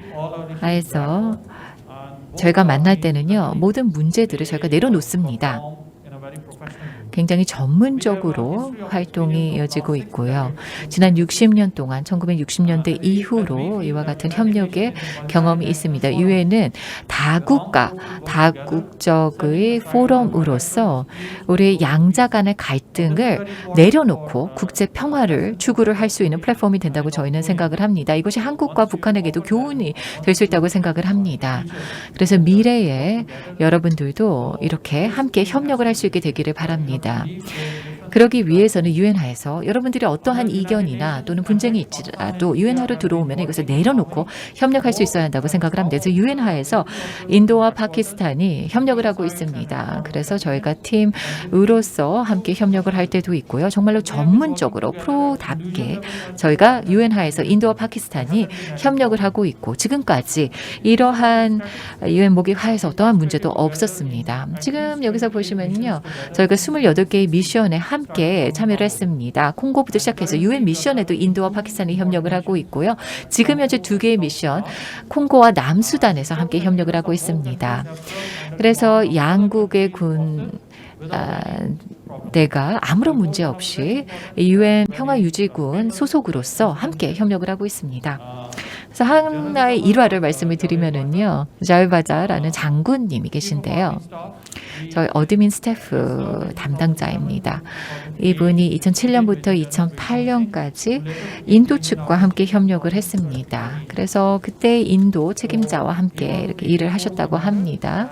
그때 중장과 인도의 중장과 함께 협력을 했었고요. 그래서 저희 쪽 장군님께서 이렇게 인도 쪽과 협력을 했는데 양쪽 다 인도 쪽에서도 파키스탄이 너무나도 프로답게 전문적으로 협력을 해왔다라고 굉장히 높이 평가를 한 것을 볼 수가 있습니다. 여기에 그분이 하신 말씀이 인용되어 있습니다. 제가 말씀드리고 싶은 것은 이러한 갈등의 경험이 있는 국가들도 함께 협력할 수 있다는 것입니다. 그리고 서로를 알아갈 수가 있고 개인적으로 친분을 쌓을 수가 있고요. 이것을 바탕으로 해서 미래에 또 함께 협력할 수 있는 컨텍스트가 마련이 된다는 것입니다. 또 2021년 3월 달에 안보 대화 동안 이제 과거를 뒤로 하고 앞으로 나가야 한다라고 과말 바샤와 장군님께서 말씀을 하셨습니다. 이런 이야기를 그렇게 많이 하지 않는 것을 볼 수가 있는데요. 함께 협력을 한 경험이 있는 사람들끼리 만나면 이와 같은 대화가 가능하다는 것이죠. 유엔 평화유지 작전에 한국과 북한이 함께 참여를 한다면 이렇게 인적 교류가 이어질 수가 있고요. 함께 일한 경험을 바탕으로 해서 미래에 함께 공조를 할 수 있는 여지가 또 발판이 마련된다는 점을 강조해드리고 싶습니다. 그래서 지금 보시면은 여기 사진이 나와 있죠. 인도 쪽 장교 그리고 또 저희 쪽 장교 사진이 나와 있습니다. 네. 네, 저희가 지금까지 달성한 바 또 달성하지 못한 것이 여기에 나와 있습니다. 모든 것을 다 함께 협력을 하면서 이룰 수는 없습니다. 가장 중요한 것은 우선 먼저 자신감 그리고 신뢰를 구축할 수 있다는 것입니다. 개개인 차원에서 그리고 보다 큰 집단의 차원에서 이것이 제가 봤을 때는 평화로의 첫 단계라고 생각을 합니다. 자신감을 갖고 그 다음에 신뢰를 쌓고 평화에 대해서 이야기를 할 수 있다는 것이죠. 서로를 믿고 이야기를 개진해 나갈 수 있다는 것이 고요. 그러면서 지역 차원에서 협력을 하고 또 글로벌하게 참여를 할 수 있다는 것입니다. 그리고 또한 소프트 이미지를 형성할 수가 있습니다. 북한 쪽에 해당되는 얘기겠죠. 또 소프트 파워를 행사를 할 수가 있습니다.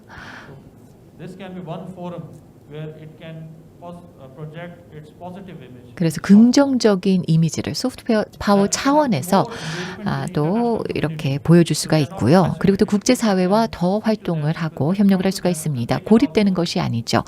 그렇기 때문에 참여를 하게 된다면 세계에 대해서 배울 수가 있고 세계에서 우리를 어떻게 바라보는가를 알 수 있게 됩니다.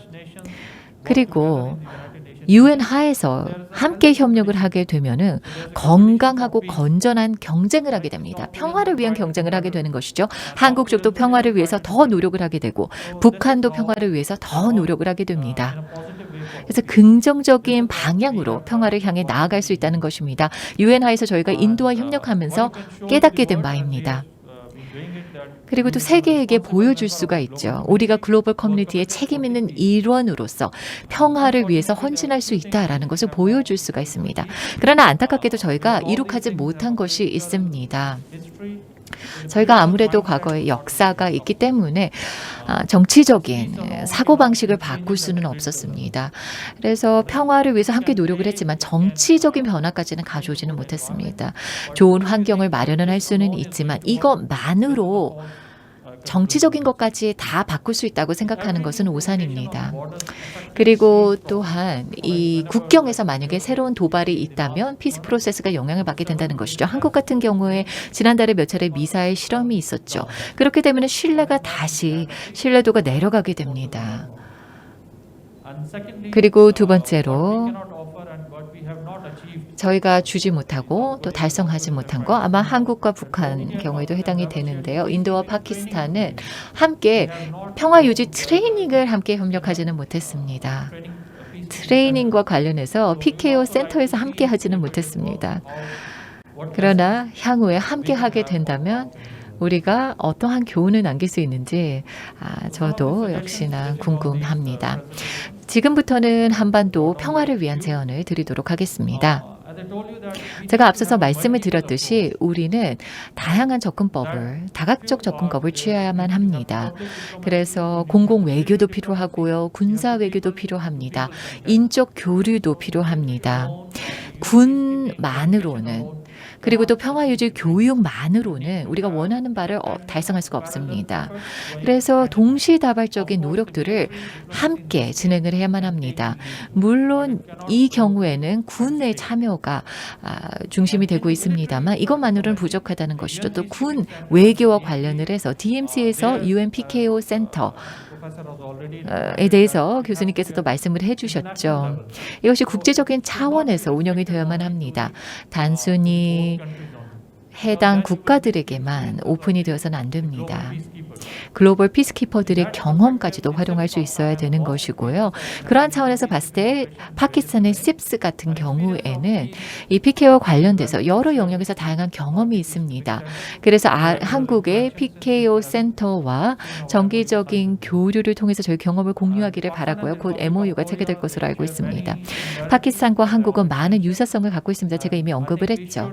그리고 저희가 이제는 평화 연구를 위한 이니셔티브를 시작할 때라고 봅니다. 앞서서 또 제안을 했습니다만 저희가 평화를 생각을 할 때 저희가 여러분들의 환경 또 저희의 환경에 대해서 생각을 해보고 또 저희의 경험을 서로 상호 교류를 하면서 도움을 받을 수 있을 것이라고 생각을 합니다. 또 인적 교류 상당히 중요하죠. 최근의 이니셔티브 중에 하나가 까탈푸르 회랑 이니셔티브입니다. 아시는 분도 계실지 모르겠습니다만 인도 파키스탄 지역에서 판자르라는 지역이 있습니다. 인도에는 힌두교뿐만 아니라 이슬람교도 있습니다. 그런데 종교 성지 중에 하나가 이 인도 국경선으로부터 그렇게 멀지 않은 곳에 있습니다. 그런데 이곳에 오기 위해서는 70km를 여행을 해야 하는 경우도 있는데요. 저희 총리님께서 회랑을 만들었습니다. 때로는 비자도 필요했기 때문에 이제 이 회랑을 통해서 비자 없이 인도에서 파키스탄으로 올 수가 있습니다. $20만 내면은요. 자신들의 그 종교 성지로 가서 방문을 하고 참여를 하고 다시 돌아갈 수가 있습니다. 그래서 전 인도 총리께서도 방문을 했었고 그리고 또한 여기 도지사에 해당되는 관리께서도 역시나 이 회랑을 통해서 파키스탄을 방문을 하셨고 나주아트르 싱구 세두 장관님께서도 파키스탄을 방문을 해주셨습니다. 그리고 또 유명한 배우가 이 회랑을 통해서 파키스탄을 방문을 했고요. 4만 명이 또 이 회랑을 오픈을 할 때 참여를 해주셨습니다. 그래서 이제 5천에서 10,000까지도 한 번에 방문을 할 수가 있습니다.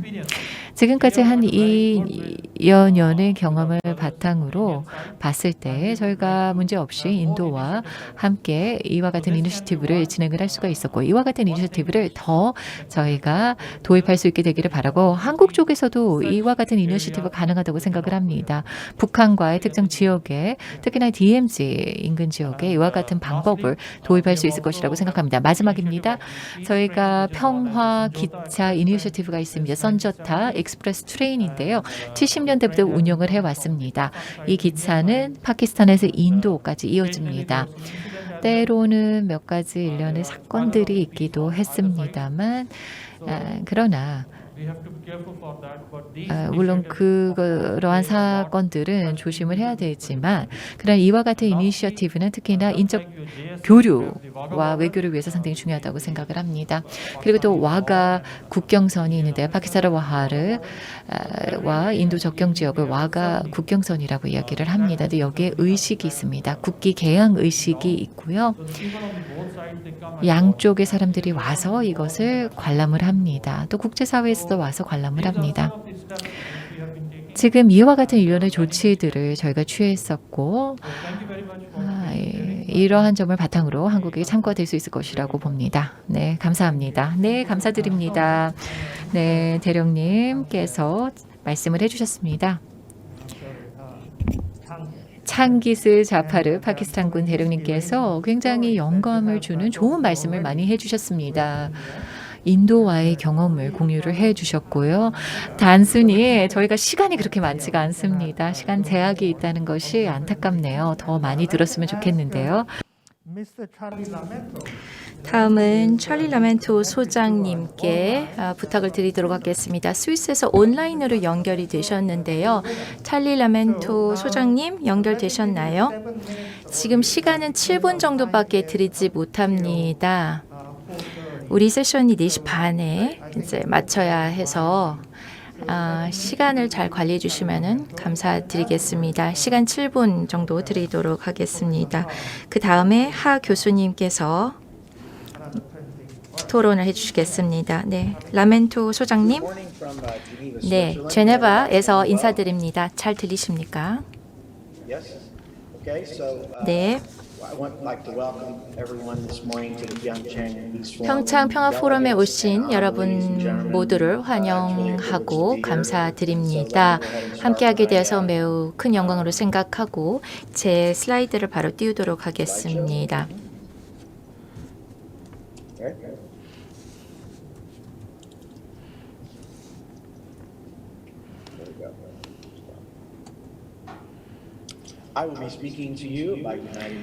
저는 UN 평화 유지 활동과 평화 구축이라는 제목에 대해서 제목을 갖고 발표를 드리도록 하겠습니다. 앞서 권 교수님께서 아주 자세하게 UN 평화 활동에 대해서 말씀해 주셨기 때문에 굳이 다시 말씀드리지 않겠습니다만 1945년도에 시작이 되었고 이러한 PKO는 휴전 감시, 또 분쟁 예방, 또 민간인 보호 등의 업무를 수행해 왔습니다. 여러 가지 활동을 UN 평화 활동의 일환으로서 진행되고 있는데 로컬 국가 문화적인 배경 그리고 사회적인 측면을 다 고려한다는 특징을 가지고 있습니다.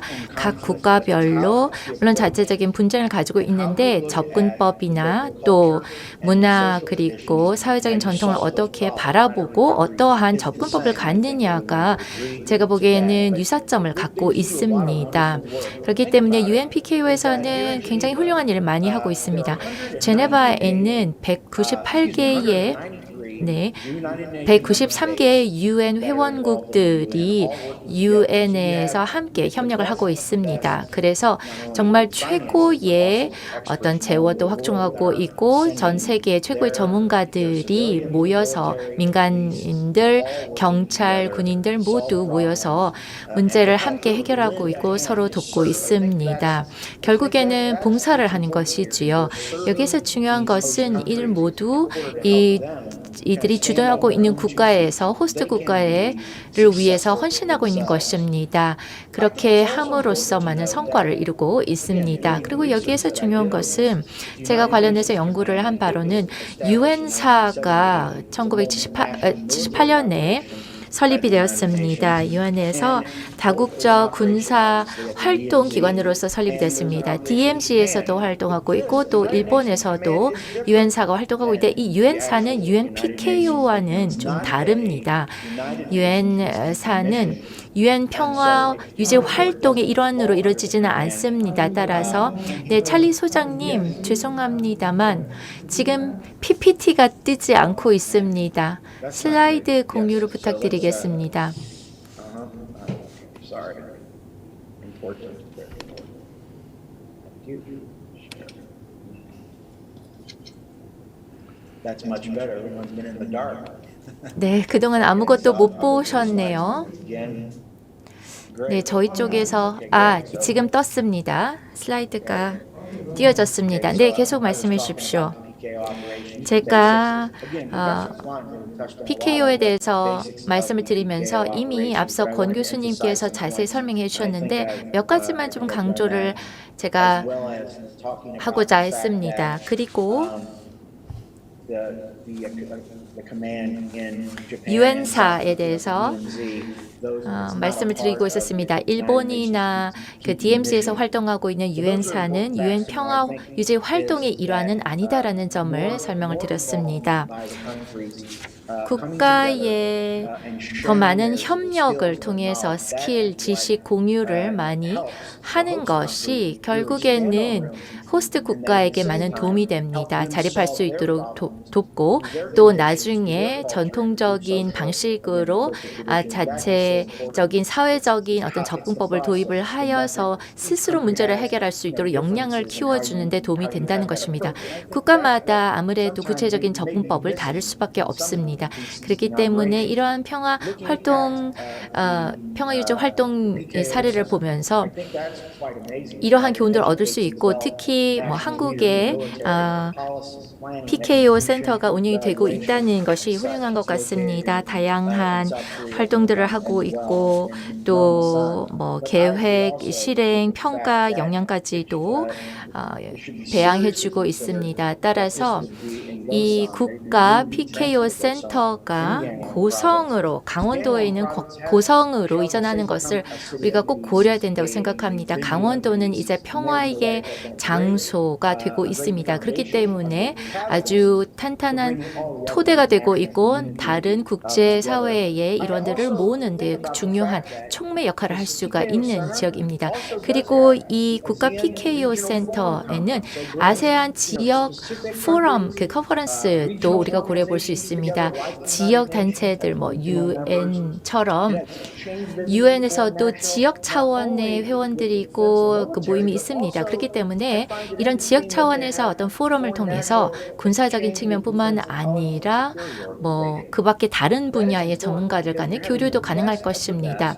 정말 최고의 전문가들이 함께 모여서 아주 훌륭한 어떤 지식과 역량을 모아서 함께 활동을 하고 그렇게 되면은 더 많은 가치를 부여해 줄 수 있습니다. 한국은 특히 그러한 역량을 가지고 있고 강력한 그 헌신을 보여왔습니다. 말뿐만이 아니라 행동을 통해서 이러한 모습을 보여주셨습니다. 시간을 3분 더 드리도록 하겠습니다.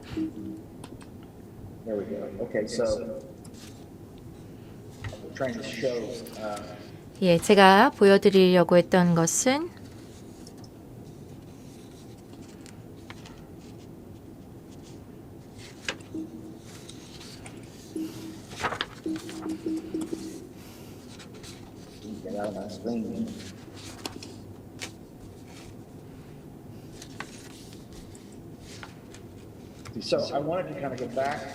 네, 다시 제가 한국에서 어떠한 활동을 하고 있는지 평화 유지 활동 어떠한 것들을 하고 있는지 어떤 성과가 있는지 보여드리고자 했습니다.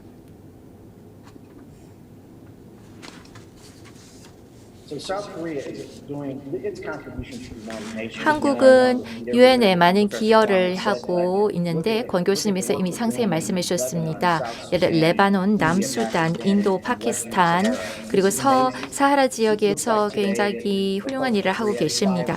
한국은 이미 5개의 유엔 평화유지 작전에서 569명의 군인을 파견을 해서 활동을 하고 있습니다. 이것은 한국의 어떤 헌신을 보여준다고 생각합니다.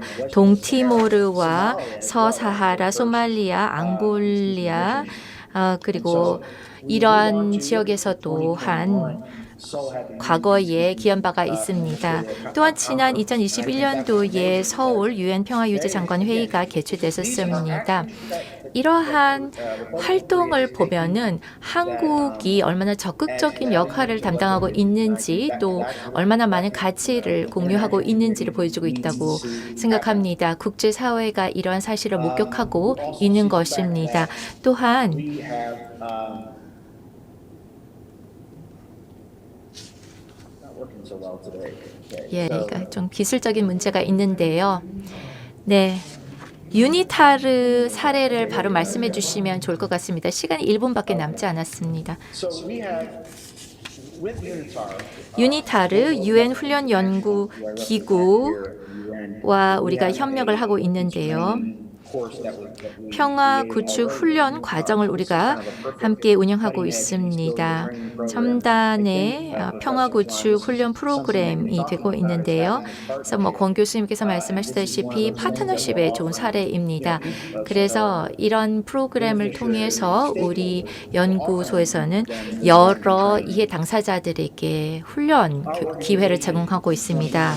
2021년도에 우리 연구소에서 유니타르와 프로젝트를 이제 시작했습니다. 2주간의 평화 관련된 프로그램입니다. 정부 관계자, 시민사회 관계자, 교수, 학생들, 평화 번영 증진에 관심 있는 사람 누구든지 이 프로그램에 참여할 수가 있습니다. 그리고 한국의 여러 대학과 함께 또 이 프로그램 운영하는 데 협력을 하려고 하고 있습니다. 2019년도 우리 GHNI 글로벌 홉 네트워크 인터내셔널에서는 강원도와 양해각서를 체결했습니다.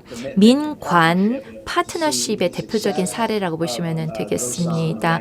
고성과 강원도가 평화의 중심지가 되는 이 사업을 우리가 함께 추진을 하고 있습니다. 따라서 우리는 여러분과 적극적으로 계속 협력할 의사가 있고 또 오늘 이런 행사가 하나의 또 촉매제가 되어서 이 자리에 계신 모든 분들이 서로 논의를 이어가고 서로를 도와 나가게 되기를 희망합니다. 특히 권 교수님과는 앞으로도 계속 연락을 하고 의견 교환이 있었으면 좋겠습니다. 네, 감사합니다. 네, 훌륭한 발표 감사드립니다. 그리고 시간 제약이 있어서 죄송하다는 말씀 드리도록 하겠습니다. 아무래도 너무 발표가 흥미있게 진행이 되다 보니까 저도 많은 것을 배우게 되고 많은 생각을 하게 되는데 우리 한국 남은 패널들한테 시간이 너무 적게 주어져서 정말 죄송합니다. 근데 오늘 이게 이제 여기서 끝나는 게 아니고 우리가 이제 여기서부터 시작을 해서 많은 것들을 같이 할 것이기 때문에 그걸로 위안을 삼기로 하고요. 우리 하영재 교수님 한 4분 정도 하시고 이제 김기란 교수님 4분 하시고 이제 그 시간은 마쳤지만 혹시 괜찮으면 좀 질의응답하는 시간을 갖도록 하겠습니다. 마이크 한번. 예. 네, 감사합니다. 예, 세 분의 토론자 패널들 얘기 잘 들었습니다.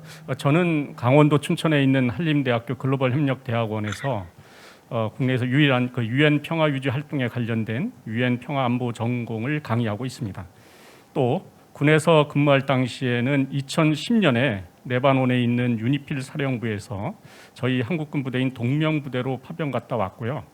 2019년도에는 한국에서 개최된 유엔 최고위 과정 유엔 시니어 미션 리더 코스에 참여를 해서 유엔 국제 평화 유지 활동에 대해서 누구보다도 관심이 많습니다.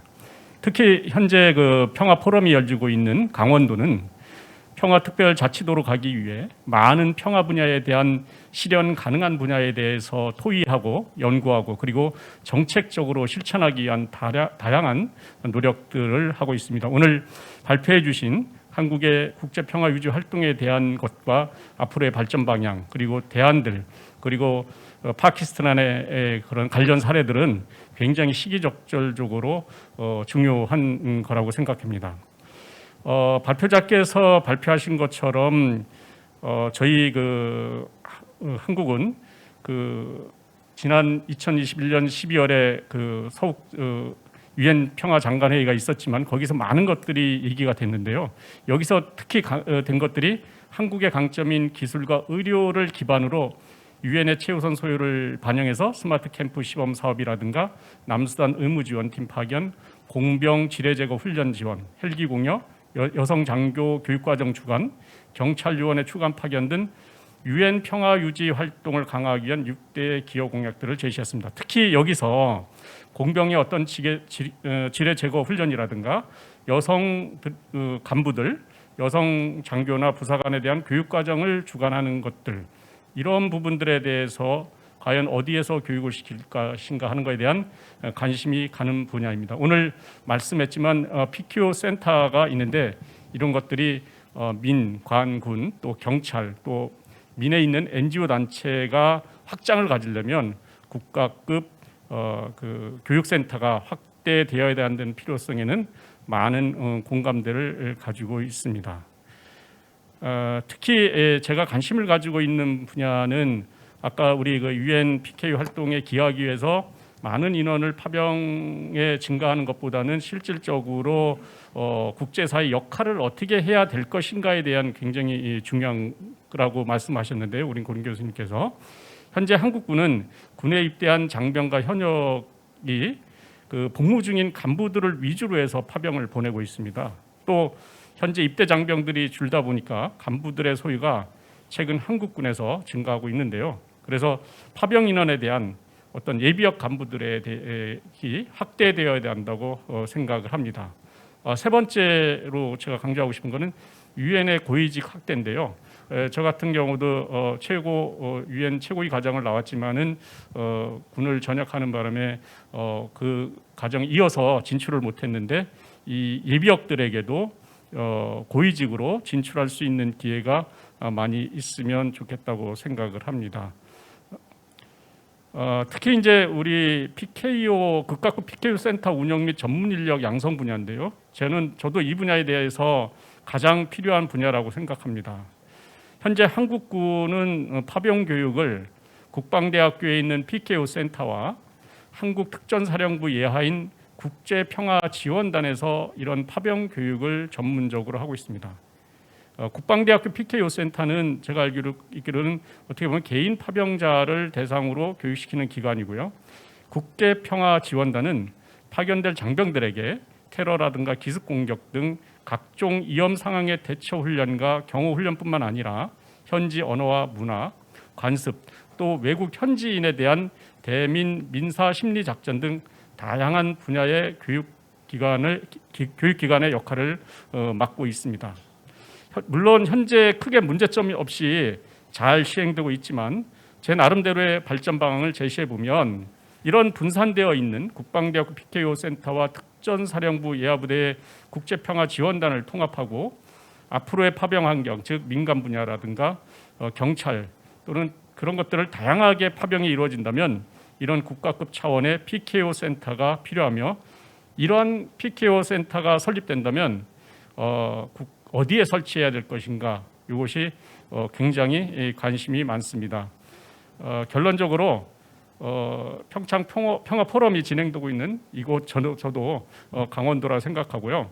이 강원도는 평화에 대한 관심을 많이 가지고 있고 또 정부의 평화 특별 자치도로서의 이상을 갖고자 많은 노력을 하고 있습니다. 그래서 평화 특별 자치도를 추구하는 강원도의 UN 평화 유지 관련 기구들이 많이 유치된다면 평화의 상징으로서 분단된 강원도가 그런 평화에 큰 역할을 하리라고 생각이 됩니다. 네. 아까 말씀하셨지만은 특히 고성 지역에 이런 것들이 유치된다면 큰 의미가 있다고 생각합니다. 예, 네, 아유, 감사합니다. 네, 핵심적으로 아주 짤막하게 잘 말씀해 주셔서 감사하고요.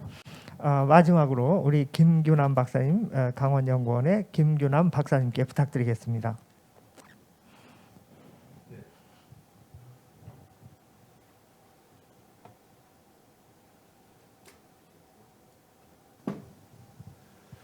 네.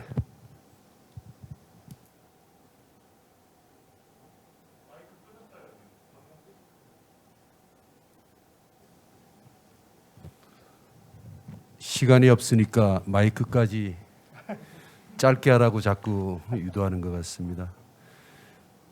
하고 싶은 말을 준비했는데 그래서 결론이 뭔데 이럴 때 제일 황당하죠.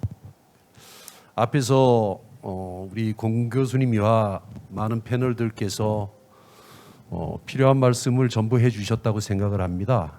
저는 그래서 어차피 현재 우리가 가고 있는 이 방향이 앞으로 확장돼서 국제적으로 가야 될 방향이기 때문에 몇 가지만 짧게 말씀을 드리겠습니다. 먼저 센터가 어떤 방향으로 확장이 되든 정책이 일관성 있게 추진이 돼야 되겠다. 과거 소독이 통일을 추진하는 과정에서 3가지 원칙을 적용을 했었죠.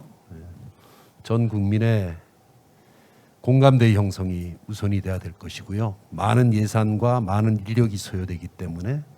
두 번째, 자유민주주의 체제. 세 번째는 정권이 바뀌어도 정권의 정책의 일관성을 유지했다는 그런 점이죠. 그래서 현재 우리도 정부 정책에 따라서 정권에 따라서 바뀌고 하는 이런 부분은 일관성 있는 정책이 유지되도록 어떤 법적 제도적인 그런 대책이 마련이 돼야 될 것으로 봅니다. 두 번째, 평화를 보는 시각을 우리가 어떻게 볼 것이냐. 평화는 안보와 양면성이 있다고 생각을 합니다. 양면의 동전, 어쩌면 양면의 칼이라고도 말을 할 수가 있겠죠. 9.11 테러 이후에 세계는 포괄적 안보 개념으로 갑니다. 이어서 각국은 협력 안보를 추진하죠. 단순히 군사적인 위협에 플러스해서 비군사적인 위협까지 전부 각국의 세계의 위협이 되다 보니까 협력 안보로 갑니다. 그러다 보니까 서로 협력을 하게 되고요.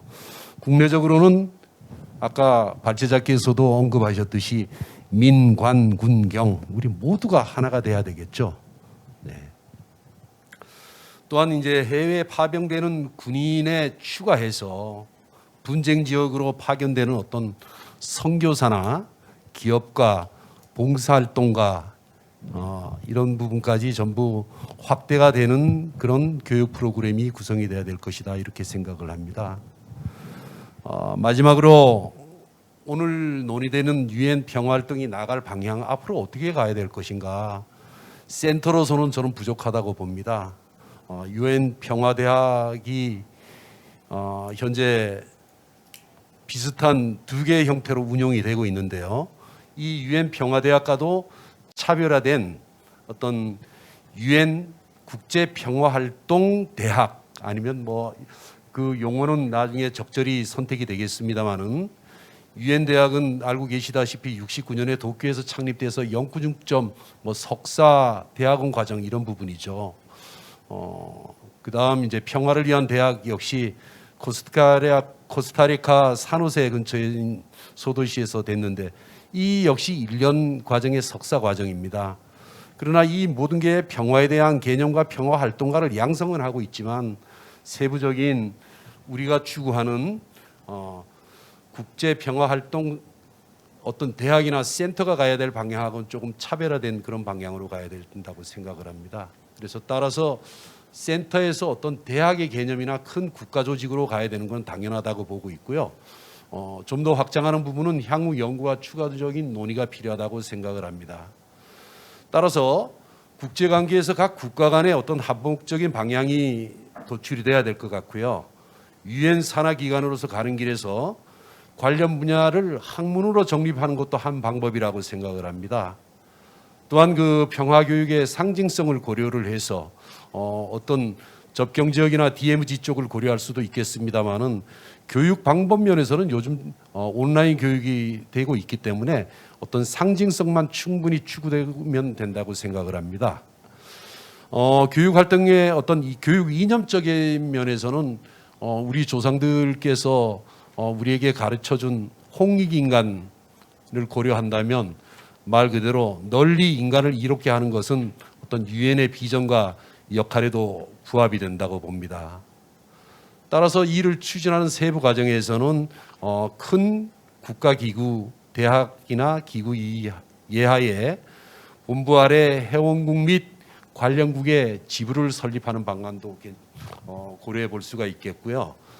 관련해서 어떤 그 학위 과정을 반영을 해서 우리 청소년이나 청년들이 해외에 관련해 진출할 수 있는 그런 교두보를 마련하는 것도 큰 의미 있는 그런 점이라고 생각을 합니다. 따라서 이런 어떤 국제 평화 활동 대학이나 센터에 확장된 개념이 PKO의 싱크탱크의 역할과 관련 학문의 상하탑으로 제 역할을 다했을 때 어쩌면 우리가 평화 군사학 아니면 평화 봉사학 이런 류의 학문 쪽으로도 재정립이 가능할 수 있으리라고 봅니다. 따라서 평화를 위한 군사의 역할이거나 군사의 통제를 위한 평화 등 뭐 이런 면도 우리가 검토해 볼 수가 있겠는데 저는 클라우제비치의 전쟁론에서 전쟁 이론의 연장선상에서 평화 이론을 본 것은 어쩌면 전쟁과 평화는 동전의 양면, 어쩌면 또 양날의 검 이렇게 볼 수가 있을 것 같습니다. 결국 군이란 전쟁을 동반하는 병력의 수단이지만 힘의 균형과 우위를 통한 전쟁을 억제하는 수단이기도 하죠. 따라서 클라우제비치는 베제티우스죠. 베제티우스는 평화를 원하거든 전쟁을 대비해라 이런 말을 했습니다. 이 말 자체가 우리 모두가 평화를 희구하는 생각으로 행동할 때 이어지는 우리의 소망은 더 빨라질 것이라고 생각을 합니다. 따라서 평화를 원한다면 전쟁을 대비하라는 말은 첨단 무기를 만들으라는 말이 아니고 모두가 평화를 희구하는 마음이 하나가 됐을 때, 하나로 생각할 수 있었을 때, 그 생각이 행동이 됐을 때 가능할 것이라고 생각을 합니다. 따라서 결국 오늘 의제는 세계 평화의 항구적 정착을 위해 우리 모두는 특히 이 자리에 계신 청년 세대의 노력과 적극적인 발전, 이를 적용하려는 평화유지 활동이 추진돼야 할 것으로 보입니다. 짧은 시간 말씀드렸습니다. 감사합니다. 네, thank you so much for your wonderful discussion. 네, 훌륭한 토론 감사드립니다. 권 교수님의 발표와 다른 토론자분들의 말씀에 대해서 이렇게 의견 공유해 주셔서 감사드립니다. 저희 세션을 마칠 시간이 다 되었는데요. 혹시 괜찮으시다면 여기 플로어에 계신 청중분들께 질문 기회를 드리도록 하겠습니다. 네, 말씀해 주십시오.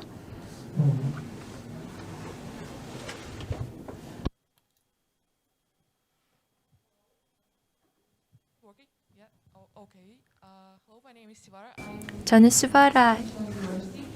부산대에서 공부하고 있습니다.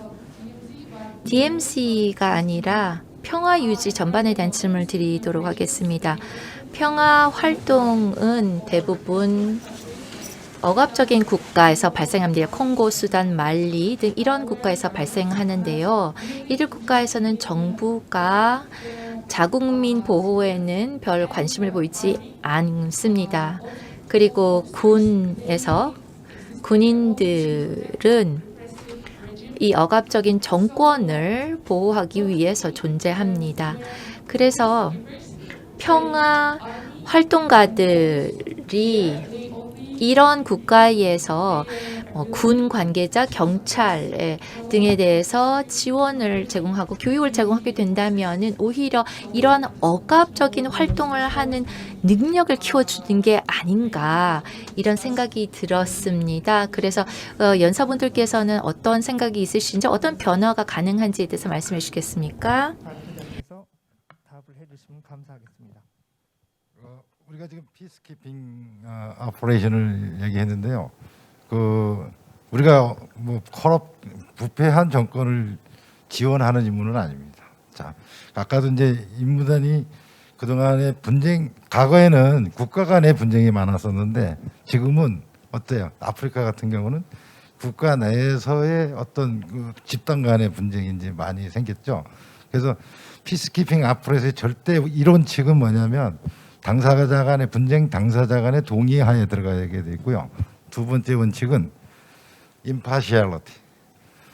We are not supporting any part. We are just 우리는 그 어떤 impartial 측도 for the 지지하지 mission 않고 execution. 이 미션을 수행하는 데 있어서 독립적인 non-use 객관적인 입장을 유지하고 있습니다. 그리고 무장 사용을 지향을 하고 있습니다. 자기 방어를 위해서만 무력을 사용을 하고 있습니다. 그래서 콩고 사례에 대해서도 말씀을 해주셨는데 평화 유지 활동을 이런 국가에서는 하지 않습니다.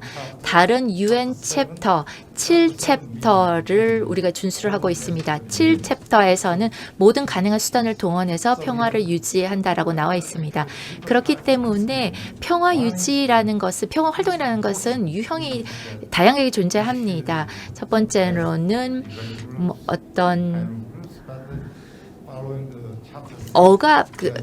평화 그 전쟁이 발생하지 않도록 이것을 억제하는 그런 활동도 하고 있고, 또 두 번째는 평화를 유지하기 위한 것인데 세 가지 원칙이 있습니다.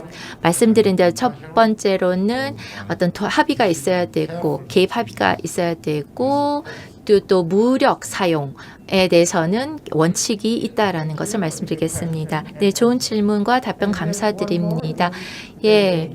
혹시 플로어에서 청주분 중에서 마지막 질문 하시겠습니까? 교육적인 부분에서 초점을 맞추고 제가 이 세션에 들어왔는데, 사실은 교육에 대한 게 많이 안 나온 것 같아서 조금 아쉬운 마음이 들고요.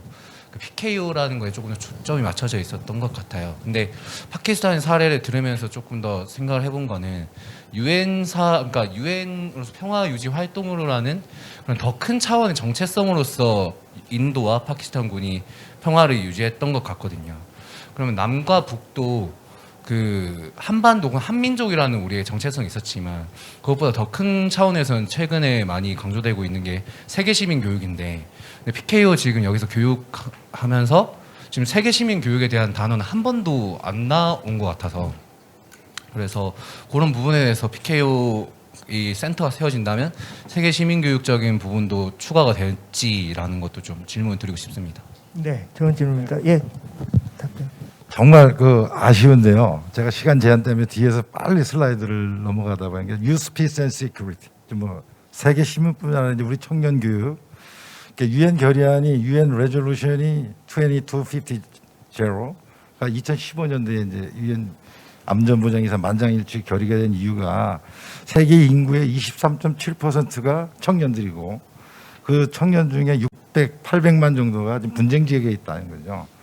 그러니까 여러분들도 잘 아시는 분쟁 지역 사진하면 떠오르는 게 소년병, 뭐 또 이런 것들이 많이 떠오르죠. 그래서 지금 유엔의 큰 어젠다는, 앞으로의 어젠다는 우리 청년들이 평화 프로세스에 참여해야 된다는 거거든요. 그러니까 제가 아까 이제 DMZ 분소에 설치하면서 거기서 할 수 있는 건 청년의 이제 청년 평화와 비전 캠프를 해야 된다는 거.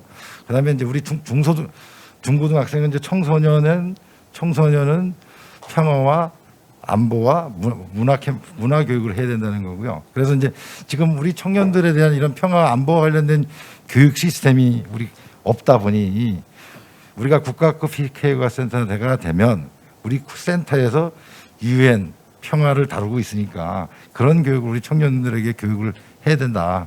그걸 이제 제가 제안을 하는 겁니다. 그래서 세계 시민, 청년 평화 안보는 결국 세계 시민으로서 우리 청년들이 앞으로 국제사회에서 피스키퍼로서 활동을 해야 된다는 그런 어젠다다. 그래서 그런 교육이 할 때 되고, 그게 어떻게 또 국가 간의 네트워크가 형성이 돼야 되고, 그런 활동을 누가 해야 되냐? 우리 국가급 PK 센터에서 해야 된다는 걸 제가 말씀드립니다.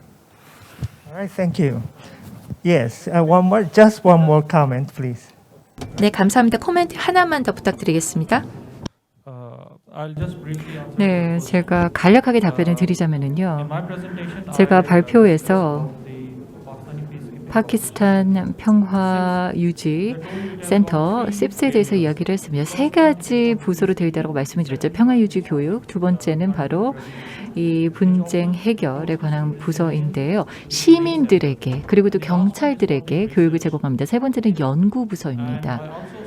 그리고 또 이 다자적 또 다각적인 측면이 접근법이 필요하다. 군사뿐만 아니라 또 여러 다양한 사람들이 포함이 되어야 한다라고 말씀을 드렸습니다. 또 종교 회랑에 대해서 말씀을 드렸었죠. 인도와 파키스탄 회랑이요. 그리고 또 평화 기차 이니셔티브, 인도 파키스탄 간의 이니셔티브 말씀을 드렸고요. 그리고 와가르 국경선에서의 의식, 종교의식, 국기 관련된 의식에 대해서 말씀을 드렸습니다. 그래서 저희 센터에서는 그와 같은 다양한 현안 패널들까지 다룹니다. 네, 감사합니다. 저희가 정말 의미 있는 시간을 함께 보낸 것 같습니다. 여러 발표자분들과 또 청중분들과 함께 좋은 시간을 보냈습니다. 그런데 시간이 더 이상 저희 편이 아닙니다. 그런데 이것은 시작이라고 생각합니다.